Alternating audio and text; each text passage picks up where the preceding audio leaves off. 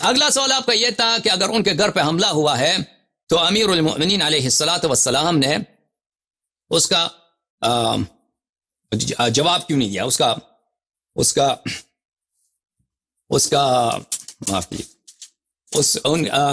ان کے گھر پہ اگر حملہ ہوا ہے تو امیر المؤمنین علیہ السلام نے ان کے شجاعت کو کیا تھی کہ انہوں نے اپنے زوجہ کا دفاع نہیں کیا. ٹھیک ہے، تو میں اس کا جواب دیتا ہوں آپ کو. ایک جواب دیتا ہوں نقضی، ایک جواب دیتا ہوں قرآن سے، اور ایک جواب دیتا ہوں. دیکھیں عزیزو، یہ خود اپنی کتابوں میں روایت کرتے ہیں.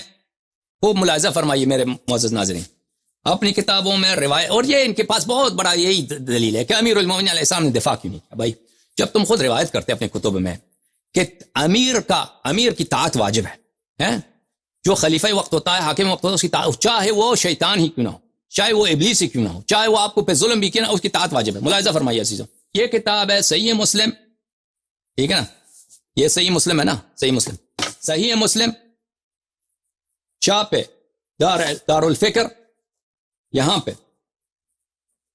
اچھا باب فی طاعت الامراء وان منعوا الحقوق، امراء کی طاعت واجب ہے اگرچہ وہ آپ کے حقوق کو ضائع کر دیں. اچھا، یہاں پہ روایت ہے ان سے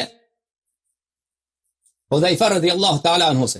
حذیفہ نے روایت کیا ہے کہ رسول پاک صلی اللہ علیہ وسلم نے فرمایا یکون بعدی ائمۃ لا یہتدون بہدای ولا یستنون بسنتی، میرے بعد ایسے خلفاء آئیں گے کہ وہ نہ میرے ہدایت پر ہیں اور نہ میرے سنت پر ہیں، اور ان میں سے بعض لوگ ایسے ہوں گے قلوبہم قلوب الشیاطین فی جثمان انس، وہ حقیقت میں شیطان ہوں گے انسان کی صورت میں، انسان کے روپ میں. اچھا آگے، قلت کیف اصنع یا رسول اللہ، اس زمانے میں کیا کروں؟ تسمع وتطیع للامیر وان ضرب ظهرك واخذ مالك فاسمع واطع. فرمایا کہ تم اس امیر کی طاعت کرو، چاہے وہ تمہارا مال لوٹ لے، امیر تمہارا مال لوٹ لے اور تمہارے پیٹھ پہ وہ کوڑے لگائے، وہ ضرب لگائے، اس کے باوجود اس کی طاعت کرو. اس کے علاوہ مشہور معروف حدیث ہے بخاری میں، مسلم میں، کہ جب واقع حرہ پیش آیا، آپ کو معلوم ہے واقع حرہ میں کیا ہوا نا؟ مہاجرین اور انصار کی بیٹیوں کے ساتھ زنا بالجبر کی یزید کے فوج نے، مسلم ابن عقبہ کمانڈر تھا لشکر کا، وہ لے کے آیا، بنی امیہ کا فوج آیا مدینہ میں، بہت مسجد نبی صلی اللہ علیہ وسلم میں گھوڑے دورائے، 3 دن تک نماز نہیں ہوئی مسجد نبی صلی اللہ علیہ وسلم میں. سعید ابن مسیب کہتا ہے کہ میں نے قبر نبی صلی اللہ علیہ وسلم، کوئی آزان دینے والا نہیں تھا، میں نے قبر نبی صلی اللہ علیہ وسلم سے آزان کی آواز سنی. مہاجرین و انصار کی بیٹیوں کے ساتھ 3 دن تک اس نے مباح کر دیا تھا یزید نے. چلو، یہ ابن تیمیہ نے اس بات کا اعتراف کیا، اعتراف کیا ہے، اور شیعوں کی بات نہیں کر رہا، تاریخ تبری کی بات نہیں کر رہا، کٹر ناصبی کی. اچھا، وہ اسی دور میں آپ لوگوں نے خود روایت کی ہے کہ حنزلہ غسیل الملائکہ کا بیٹا جو تھا وہ کمانڈر تھا انصار کا. تو عبداللہ ابن عمر آیا، اس کو بولا کہ تم نے یزید کے طاعت سے گردن نکالا ہے، کہ میں نے رسول پاک صلی اللہ علیہ وسلم سے سنا ہے کہ کیا، کہ من مات ولیس فی عنقی بیعۃ مات میتۃ جاہلیہ، جو شخص مر جائے اس کے گردن پہ بیعت نہ ہو، موت جاہلیت مرتا ہے. تو یزید جیسا شخص واقع حرہ کے دوران جب انصار کے ساتھ، مہاجرین کے ساتھ مدینہ منورہ میں کیا ظلم ہوا، اس وقت جب تم نے خود روایت کی، تمہارا اجماع یہ ہے کہ یزید کی طاعت واجب ہے، تو تم کیسے، اور یزید کی طاعت واجب ہے، خلیفہ جیسا کرے اس کی طاعت واجب ہے، تو تم کیوں ہم سے مطالبہ کرتے ہو کہ جب تمہارے مذہب میں، تمہارے صحیح احادیث میں یہی ہے کہ امیر کی طاعت ہر حالت میں واجب ہے، چاہے وہ ظلم ہی کیوں نہ کرے، کیوں امیر المؤمنین علیہ السلام نے دفاع نہیں کیا؟ اچھا، اس کے علاوہ آپ لوگوں نے خود بخاری میں روایت کی ہے، میں اور دکھاؤں آپ کو، ہاں بخاری میں دلیل نقضی میں آپ کو دکھاؤں، بخاری میں روایت کی ہے کہ ابراہیم علیہ السلام نے 3 دفعہ جھوٹ بولے. ان جھوٹوں میں سے ایک یہی تھا کہ انہوں نے اپنی زوجہ کو بادشاہ سلامت کے پاس بھیجا ہے. سنا ہے نا آپ نے یہ واقعہ؟ آپ نے مولوی اسحاق صاحب سے سنا ہوگا، علی بھائی ٹھیک ہے، سنا ہے نا ابراہیم علیہ السلام کا واقعہ کہ انہوں نے اپنی خاتون بھیجا تھا بادشاہ کے لیے، ٹھیک ہے نا؟ وہ 3 جھوٹ والا توریہ والا، ہاں توریہ اپنے خاتون کو بھیجا تھا انہوں نے، ٹھیک ہے نا؟ صحیح کہہ رہا ہوں؟ یہ حدیث دکھاؤں؟ جی سنا، ہاں سنا، ٹھیک ہے. تو وہ حضرت ابراہیم علیہ السلام کو ڈر تھا کہ بادشاہ قتل کر دے گا، کیونکہ ان کی وائف بہت خوبصورت تھی اور بادشاہ کو پسند آ گیا ہے، تو اگر وہ اگر وہ کچھ کر دیں، کہہ دیں کہ میری وائف ہے تو پہلے مجھے قتل کر دیں گے، پھر میرے زوجہ کے ساتھ وہ برے کام کر دیں گے، پھر انہوں نے اپنی وائف کو بھیج دیا بادشاہ کے پاس۔ تو عزیزو، جب تم خود انبیاء کے متعلق ایسی بات کہتے ہو کہ کوئی بغیرت آدمی اس کو برداشت کرنے کے لیے تیار نہیں ہے کہ ایک کافر، وہ مسلمان بادشاہ نہیں، کافر بادشاہ، وہ بھی اس نیت کے ساتھ، ٹھیک ہے نا، کہ برے نیت کے ساتھ آپ کی وائف کو طلب کر رہا ہے، تو آپ جھوٹ کہہ کہ یہ میری بہن ہے، اس کو بھیج دو بادشاہ کے پاس۔ تو تم کیسے وسیع انبیاء علیہ السلام پہ اعتراض کر سکتے ہو کہ ان کے گھر پہ جب حملہ ہوا ہے تو انہوں نے تلوار نہیں اٹھایا، ٹھیک ہے نا۔ اس کے علاوہ میں آپ کو قرآن مجید سے جواب دوں کہ قرآن مجید میں وجاء قومه يرعون علیہ، حضرت لوط علیہ السلام کا واقعہ ہے کہ ان کے قوم آ گئے، ان کے دروازے پہ حملہ کیا، ملائکہ آئے تھے ان کے گھر میں قوم لوط پہ عذاب ڈالنے کے لیے۔ تو قوم کو پتہ چل گیا کہ یہاں پہ بہت خوبصورت نوجوان آ گئے ہیں، تو وہ آ گئے کہ نوجوانوں کے ساتھ یعنی فرشتوں کے ساتھ فعل بد لواط انجام دیں۔ تو حضرت لوط علیہ السلام نے یہی تو کہا بلی کہ یا کاش میں کان لی قوت او آوی الی رکن شدید، کاش میرے پاس قوت ہوتا یا میں میرے پاس ایسا رکن شدید ہوتا، ایسے کونے میں ایسے ستون ہوتا میرے پاس کہ اس سے میں پناہ لیتا اس وقت میں، کیونکہ ان کی ایسے بے عزتی تھی۔ ان کے گھر پہ لوگ آئے تھے، کیسے لوگ آئے تھے؟ لوگ آئے تھے ان کے گھر پہ زبردستی گھسنے کی کوشش کر رہے تھے کہ ہم آپ کے مہمانوں کے ساتھ نستجیر باللہ لواط کرنا چاہتے ہیں، زبردستی ریپ کرنا چاہتے ہیں ان مہمانوں کو۔ تو انہوں نے بھی اس وقت جہاد نہیں کیا نا، ٹھیک ہے نا۔ تو آپ ان کے متعلق کیا کہتے ہیں؟ وہ تو معصوم ہے، معصوم۔ جو جواب تم وہاں دو گے وہی جواب ہمارا یہی۔ اگر تم کہتے ہو طاقت نہیں تھا، قدرت نہیں تھا، وہی جواب ہمارا یہی۔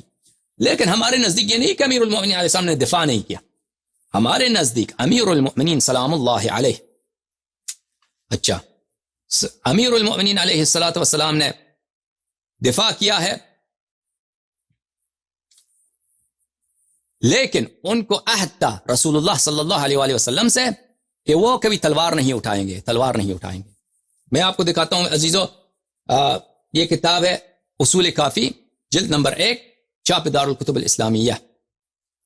یہاں پہ صفحہ نمبر 281 میں ملاحظہ فرمائیے، صفحہ نمبر 281،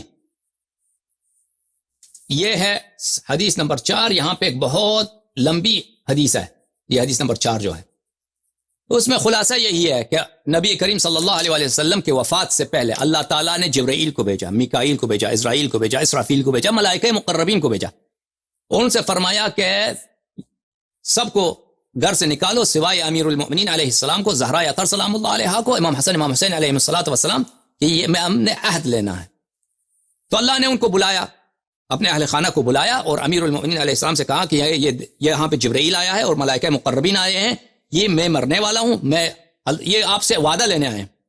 تو وہاں پہ جو وعدہ لیا گیا تھا امیر المؤمنین علیہ السلام سے، یہ حدیث کافی طویل ہے، میں وہ متن نہیں پڑھ رہا، آپ کو جو لوگ دیکھنا چاہیں صفحہ نمبر 281 اصول کافی جلد نمبر 1، اس میں یہی ہے کہ آپ کا حق چھینا جائے گا، آپ کو تلوار نکالنے کی اجازت نہیں ہے، آپ وعدہ کریں۔ جبرائیل نے کہا ہم اس وقت تک نہیں جائیں گے جب تک یہ وعدہ نہیں کرتے۔ تو امیر المؤمنین علیہ السلام وعدہ کرتا ہوں۔ پھر کہا، اس کے بعد پھر کہا کہ نہ صرف آپ کا حق چھینا جائے گا، آپ کو خوار و ذلیل کیا جائے گا، آپ کو تلوار اٹھانے کی ضرورت اجازت نہیں ہے۔ تو امیر المؤمنین علیہ السلام، رسول اللہ صلی اللہ علیہ وسلم نے فرمایا امیر المؤمنین علیہ السلام سے ملائکہ یہ کہہ رہے ہیں اور یہ اس وقت تک نہیں جائیں گے جب آپ عہد نہیں دیں گے۔ تو امیر المؤمنین علیہ السلام نے فرمایا اللہ کی رضا یہی ہے، میرے سر آنکھوں پر مجھے ذلیل کیا جائے، مجھے خار کیا جائے گا، میں صبر کروں گا، تلوار نہیں اٹھاؤں گا۔ پر ملائکہ نے کہا یا رسول اللہ ان سے وعدہ لے لو کہ انتہاک الحرمہ، وہ حرمت جو اللہ کا حرمت ہے، رسول صلی اللہ علیہ وسلم کا حرمت ہے، وہ منتہک ہو جائے گا، وہ منتہک ہو جائے گا، اس کی حد کے حرمت کی جائے گی۔ امیر المؤمنین علیہ السلام فرماتے ہیں جب میں نے یہ بات سنی رسول پاک صلی اللہ علیہ وسلم کی دہن مبارک سے کہ جبرائیل یہ کہہ رہا ہے، تو میں غم سے منہ کے بل زمین پہ گرا، غم سے میں منہ کے بل زمین پہ گرا اور میری چیخ نکل آئی، پکار نکل آئی کہ یہ کیا امتحان ہے یا اللہ، مجھ سے لے جائے گا۔ تو رسول پاک صلی اللہ علیہ وسلم نے فرمایا کہ ملائکہ یہی کہہ رہے ہیں یا علی کہ یہ نہیں جائیں گے، آپ کو وعدہ کرنا ہوگا کہ جو بھی ہوگا آپ کو ہر حالت میں صبر کرنا ہوگا، تلوار اٹھانے کی اجازت نہیں ہے۔ تو امیر المؤمنین علیہ السلام نے فرمایا کہ جب اللہ کا یہ حکم ہے یا رسول اللہ آپ کا حکم ہے، اللہ یہی کہہ رہا ہے تو ٹھیک ہے، میں ہر حالت میں یہ بھی ظلم ہو جائے یہ بھی میں تلوار نہیں اٹھاؤں گا۔ تو ہمارے نزدیک یہ حدیث اس کے کئی ایک ہیں، امیر المؤمنین علیہ السلام سے وعدہ تھا اللہ کا اور رسول صلی اللہ علیہ وآلہ وسلم سے کہ وہ تلوار نہ اٹھائیں. اور کتاب سلیم میں ہے, کتاب سلیم کی میں حدیث آپ کو دکھاؤں میرے بھائی, یہ کتاب ہے کتاب سلیم ابن قیس ہلالی رحمہ اللہ, الجزء الثانی, یہاں پہ صفحہ نمبر 586 میں پورا پڑھیں گے تو وقت بہت لگے گا. فوثب علی علیہ الصلاة والسلام فأخذ بتلابيبه ثم نطره فصرعه ووجاء أنفه ورقبته وهم بقتله فذكر قول رسول الله صلى الله عليه وآله وما أوصاه. امیر المؤمنین علیہ الصلاۃ والسلام نے ثانی کے کمر سے پکڑ لیا, اس کو زمین سے اٹھایا اور اس کو زمین پہ مار دیا اور اس کے ناک کو اور اس کے گردن کو زخمی کیا, اور ارادہ یہی تھا کہ قتل کیا جائے. لیکن اسی وقت رسول پاک صلی اللہ علیہ وآلہ وسلم کی وصیت ان کو یاد تھی, تو اس طرح انہوں نے فرمایا والذی کرم محمد صلی اللہ علیہ وآلہ وسلم بالنبوہ, اس اللہ کی قسم جس نے محمد صلی اللہ علیہ وآلہ وسلم کو نبی بنا کر بھیجا. یا ابن سحاق لولا کتاب من اللہ سبق واحد عہد الی رسول اللہ صلی اللہ علیہ وآلہ لعلمت انک لا تدخل بیتی. اگر میرا وعدہ نہ ہوتا اللہ سے اور میرا وعدہ نہیں ہوتا رسول اللہ صلی اللہ علیہ وآلہ وسلم کی وصیت نہ ہوتی تو آج میں تجھے بتا دیتا کہ تجھ میں یہ جرأت نہیں تھی کہ تو میرے گھر میں داخل ہوتا. لیکن کیا کریں کہ وعدہ ہے رسول پاک صلی اللہ علیہ وآلہ وسلم سے. تو اس وقت فارسل عمر یستغیث, اس وقت عمر نے چیخ پکار مارنا شروع کیا کہ مجھے ہیلپ کرو. تو بہت سارے لوگ آ گئے اور وہ گھر میں داخل ہو گئے. وثار علی علیہ السلام فرجع قنفذ ابی بکر, پھر وہ ابو بکر کے پاس اور لوگ آ گئے امیر المؤمنین علیہ الصلوۃ والسلام پہ. امیر المؤمنین علیہ السلام نہیں لڑے, پھر انہوں نے امیر المؤمنین علیہ السلام کو مسجد لے گئے. اچھا, تو یہ کہنا کہ امیر المؤمنین علیہ السلام نے دفاع کیوں نہیں کیا, پہلی بات تو ہمارے یہ ہے کہ آپ کے مذہب کے مطابق لڑنا ان کا حرام تھا, لڑنا ان کا حرام تھا. مثلا آپ مجھ سے پوچھیں کہ آپ شراب کیوں نہیں پیتے ہیں, آپ جو ہے رسول اللہ صلی اللہ علیہ وسلم کو کیوں گالی نہیں دیتے؟ بھائی کوئی مسلمان یہ سوال کر سکتا ہے؟ میں کہتا ہوں یہ حرام ہے, شراب پینا حرام ہے. رسول پاک صلی اللہ علیہ وسلم کو کیوں کوئی گالی دے کوئی مسلمان ہو کے؟ تو آپ کے مذہب میں جب ہے یہ حرام, خلیفہ ظالم ہی کیوں نہ ہو, آپ پہ ظلم کرے, آپ کو ان کی اطاعت کرنی پڑی, تو آپ کیسے پوچھتے ہیں کہ وہ امیر المؤمنین علیہ السلام ایک گناہ نہیں کرتے؟ پھر انبیاء علیہ السلام کا میں نے ذکر کیا. پھر میں نے شیعہ مذہب کی جانب سے, یہ ہمارے مذہب میں یہ نہیں ہے کہ اگر خلیفہ ظالم بھی ہے تو اس کی اطاعت واجب ہے. تقیہ کے طور پہ گزارا کرنا ہوگا, لیکن شرع اس کی اگر واجب نہیں ہے کہ اگر آپ نے اطاعت نہیں کی تو آپ نے گناہ کیا. لیکن امیر المؤمنین علیہ السلام کے متعلق یہ ہے کہ ان کا وعدہ تھا رسول پاک صلی اللہ علیہ وسلم سے. اچھا,